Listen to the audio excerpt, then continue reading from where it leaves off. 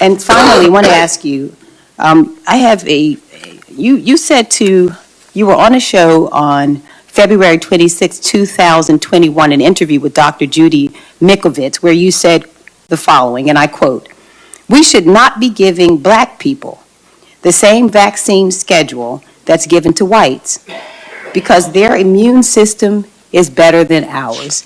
Can you please explain what you meant? There's a series of studies, I think most of them by Poland, that show that to particular antigens that blacks have a much stronger reaction. There's differences in reaction to different products by different races. So I have 17 seconds left. Let me just ask you then. So what different vaccine schedule would you say I should have received? What different vaccine schedule should I have received? I mean, the Poland article suggests that blacks need fewer antigens than. This is so you get the dangerous. same measles vaccine. Mr. Kennedy, with all due respect, that is so dangerous.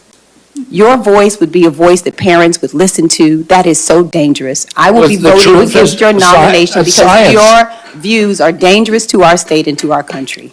I mean, do you think science is dangerous, Senator? This is published, peer-reviewed studies. Black people and white people are totally different. And one of the things that I hate about politics, especially during this whole confirmation, you can really see it.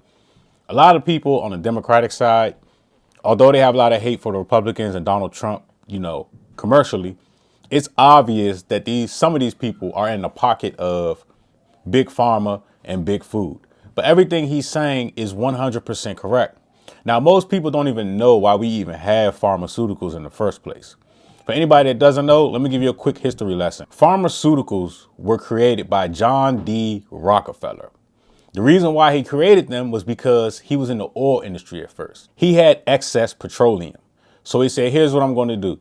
I'm going to take this excess petroleum and we're going to give it to people as medicine. In addition to that, we're going to go around to all of the schools and we're going to say, you're not going to get funded or be accredited unless you push our ideals and push this medicine. Now, on the flip side of that, the Rockefeller family also owns big food. So when you look at General Mills, for example, a lot of these soda companies or a lot of these processed food, cereals and different bread companies, they own all of these companies. And before Rockefeller died, he made a pledge that the world will be under his family's thumb forever. So pretty much they give you the food that makes you sick, and then they give you these pharmaceuticals that are made from petroleum to milk the system and keep you alive long enough for them to suck up all of the insurance money. That's how the American system works. And everything that this guy says, for the most part, is 100% accurate.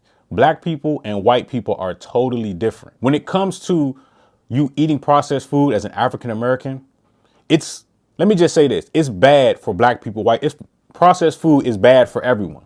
However, African Americans or black people get sicker faster, right? We know processed food causes cancer. It causes different autoimmune diseases, type 2 diabetes. It causes cholesterol issues, obesity, high blood pressure, heart disease, just to name a few things. We all get it, but black people get it faster than white people do. So they can consume processed food longer. And most people don't even know processed food was originally created for the military. While people are out at sea for a year and food will go bad. So it's like, damn, how are we going to get food, right? So they originally created it for that, which that makes total sense. The sun was to go out for some unknown reason and we all had to go underground. Of course, we're going to eat processed food to survive, but it's not made to be consumed every day.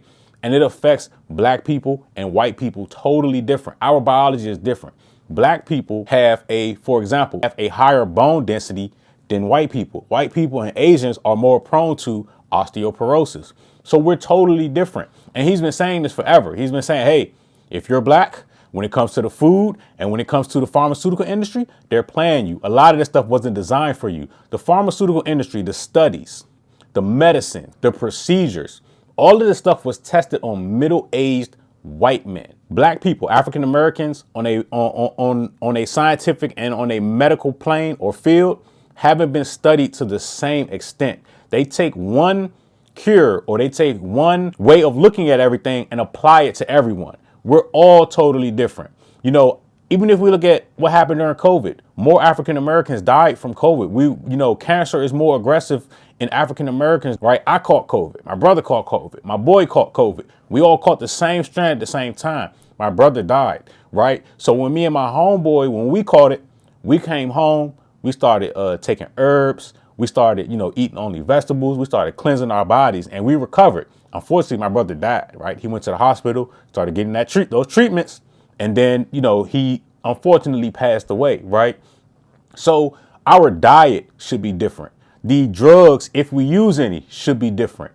And it's not racism. It's not being racist. This is one of the reasons why the healthcare system, period, fails African Americans or black people, is because everything isn't designed for us. It was all made or tested on middle-aged white men. When I caught COVID, I had my doctor is a faculty physician, right? I go to a faculty physician at the University of Maryland. Those doctors are black, right? Not that that has anything to do with it, but when I caught COVID and I recovered, they asked me, they were like, "Hey, what did you do? What did you take? Can we get some blood samples from you?" And we're trying to figure out what works for who, why it works. And, we're studying this whole thing, and we think that your diet has something to do with it. And we were going through the whole spiel. So I signed some papers, turned over some blood work, which I probably shouldn't have done because they might try to Henrietta Lacks me. If you know, you know.